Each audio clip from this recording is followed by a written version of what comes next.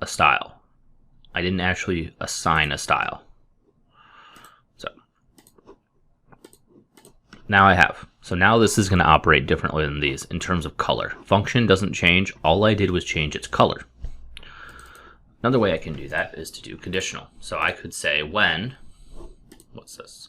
Drop down color. When drop down color's value is not empty, this element background color, let's make it hot pink. Let's also make the text say, let's go. And then we can also make it so we could change the text size, the text font, whatever we wanted to do. And these are things that are changeable for all of it. But let's just show you how this will function. So this is another way of changing how things look. See? So what you can do too is with this, I could do please fill in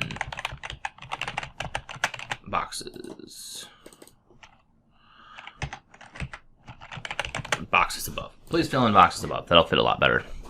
And then I could do conditional that when this is empty and when this is empty, that, sorry, I could just do elements not clickable originally. And then when this is not empty and when drop down number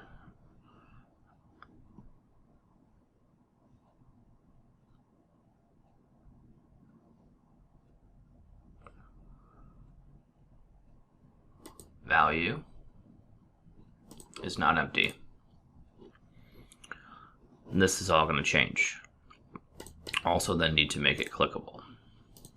So not having this checked means it is. So if checkbox isn't clickable, would check that, would make it true. Unchecking it makes it not true. So I'll show you what that looks like, because that changes how the whole box look operates. See? Cool. So then we're not even changing the style in it. We're changing the style inside the functions itself, which is one way to do it. So if I wanted to change